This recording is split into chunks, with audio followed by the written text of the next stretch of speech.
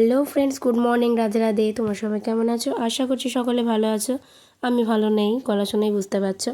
তো দেখো, সকালবেলা কিন্তু সবাই মিলে এসে গেছে তেহট্ট কৃষ্ণরায়ের মন্দিরে। এই মন্দিরটার নাম কিন্তু তোমরা অনেকেই শুনেছো বা সোশ্যাল মিডিয়াতেও দেখেছো হয়তো। এই মন্দিরে ছিল আমাদের পাশের বাড়ির কাকার মেয়ের অন্নপ্রাশন, মানে মুখে প্রসাদ ঘরোয়াভাবেই দেওয়া হয়েছে। তো এই যে মন্দিরটায় কিন্তু মা, বাবা, কাকু, কাকিমা, ঠাম্মা সবাই গেছিলো। তো সেটারই ভিডিও করে নিয়ে এসেছে মা। আমার যাওয়ার ভীষণ ইচ্ছে ছিল, কিন্তু আমি পড়ার জন্য যেতে পারিনি, আমার টিউশন ছিল। তো এইখানে মানে এই মন্দিরের পদ্ম ফুলগুলো দেখো কি সুন্দর ফুটে আছে, আর কি বড় বড় পদ্ম, তাই না? এত সুন্দর দেখতে লাগছে, দেখেই মনে হচ্ছে তুলে ফেলি, কিন্তু যদি হাত দিই তাহলে জরিমানা হয়ে যাবে। কত টাকা যে জরিমানা হবে সে বলার বাইরে। যাক, গাছের ফুল গাছেই থাক, কেন ওকে ছিঁড়ে কষ্ট দেব। ভালোই লাগছে দেখতে। আর মন্দিরটায় গেলে মন প্রাণ সব জুড়িয়ে যায়। ভীষণ জাগ্রত মন্দির শুনেছি, আমি কখনো যাইনি। আমার মা গেছে অনেকবার, কিন্তু আমাকে একবারও নিয়ে যায়নি। আজকেও যেতে পারলাম না, জানি না কবে যেতে পারবো। ঠাকুর যেদিন টানবে অবশ্যই যাব। তো এটা হলো সাদা পদ্ম।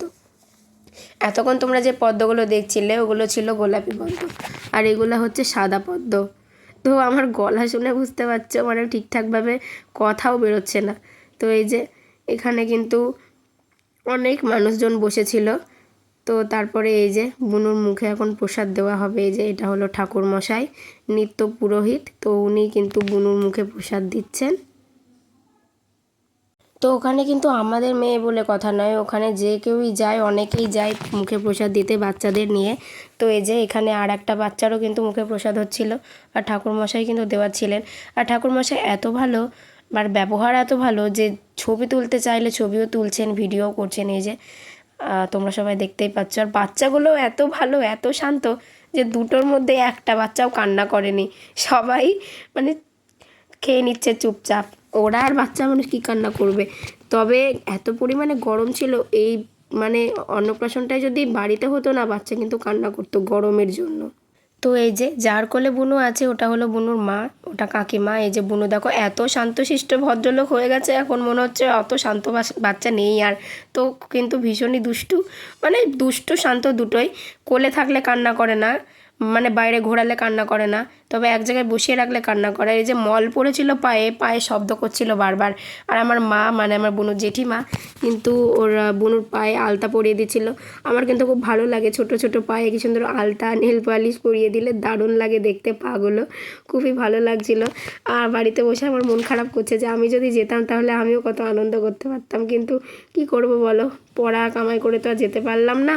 যেহেতু নতুন নতুন পড়া শুরু করেছি, আর এখন যদি পড়া কামাই করি, আমার পড়া কামাই হতেই থাকবে। তো এই যে দেখো বুনুর গুটি গুটি পায়ে মা কি সুন্দর আলতা পরিয়ে দিচ্ছে। আর বুনু যে ওরকম শান্তশিষ্টভাবে শুয়েছিল, এটাই অনেক কপালের জোর। কারণ যে পরিমাণ গরম পড়েছিল, কোনো বাচ্চাই স্থির থাকার কথা না। তো একটা পায়ে আলতা পরানো হয়ে গেছে, কান্না করছিল বলে ওই যে আর একটা পায়ে আলতা পরানোর চেষ্টা চলছে। এই যে দেখো, বাচ্চা মানুষ অত ভালো করে তো আর হবে না, যা হয়েছে সেটাই করেছে। আমি হনুমানের মতো মুখ করেছি, দেখি তোর হাত কিভাবে হাত কেটে গেছে বল একটু। কিভাবে কেটেছে সেটা বল। কি করে কেটেছে হাত? ও শুভম বটির ওপরে পড়ে গেছিল, হাতটা কেটে গেছে। কাছ থেকে কি কি নিবা? এদিকে তাকি বলো, এদিকে তাকি বলো। আমি পুতুল নিব। এটা শোন শোন শুভম, তুই একটা ছড়া শুনিয়ে দে তো। টুইঙ্কেল টুইঙ্কেল টুইঙ্কেল টুইঙ্কেল বল। টুইঙ্কেল টুইঙ্কেল টুইঙ্কেল টুইঙ্কেল বল। এটা পারবো না। আমি বলে দিচ্ছি, বল। তাদের মাথা ভরা ডিম, তাদের আত্মামাতম সিন, তাদের খাওয়া দুটো সিন। হ্যাঁ, শুভম পড়া পারে না, শুভম পড়া পারে না। গাইস, আমার টিউশন ছিল বিকেলবেলা, মানে বিকেলবেলা না, দুপুরবেলাতে ছিল, 12টার দিকে ছিল টিউশন। আর আমি টিউশন পড়েও চলেও এসেছি বিকেলের দিকে। তারপর সারাদিন ভিডিও করতে পারিনি, কারণ এত পরিমাণে ঝড় বৃষ্টি, পুরো অন্ধকার হয়ে গেছিলো। আর এখন আমার কিডনির কাছে যন্ত্রণা করছে, কেন জানি না, বলছি কিডনিতে কিছু হয়ে গেল না তো, ভীষণ পরিমাণে শরীর খারাপ করছে। তো মা কিন্তু আজকে ভগবানের মন্দির থেকে ভগবানের প্রসাদ এনেছিল, অন্নপ্রসাদ, মানে টিকিট পাওয়া যায় ওখানে, কিনতে পাওয়া যায় পার্সেল করে। তো আমার জন্য পার্সেল করে কিন্তু মা প্রসাদ এনেছিল। সেই প্রসাদটা এত ছিল যে দুপুরবেলা আমি আর বোন খেয়ে শেষ করতে পারিনি, এখন আমাকে খেতে হলো। আর আজকে কিন্তু সোমবার, আমি মাসের প্রথম সোমবার বলে কিন্তু আজকে নিরামিষ খেয়েছি। এমনিতে আমি বেশিরভাগ সোমবার নিরামিষ খেয়েই থাকি, যেহেতু মা আমিষ খাওয়া ধরিয়ে দিয়েছে তাই। না হলে এমনি এমনি প্রতিনিয়ত আমি কিন্তু যখন থেকে শিব পূজা করি তখন থেকে আমি সোমবার নিরামিষই খাই। তো আমি করে নেব।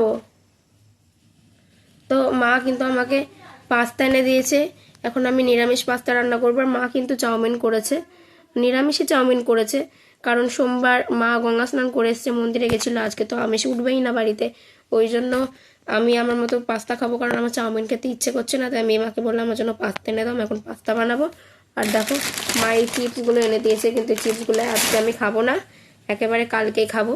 তো যাই হোক, ভিডিওটা কেমন লাগলো অবশ্যই জানিও। গলাতে এখনও ব্যাঙ ঢুকেই আছে, বেরোয়নি। এত ওষুধ খাচ্ছে তাও ঠিক হচ্ছে না। তো চলো, দেখা হচ্ছে তোমাদের সাথে কালকে। তো সবাই ভালো থেকো।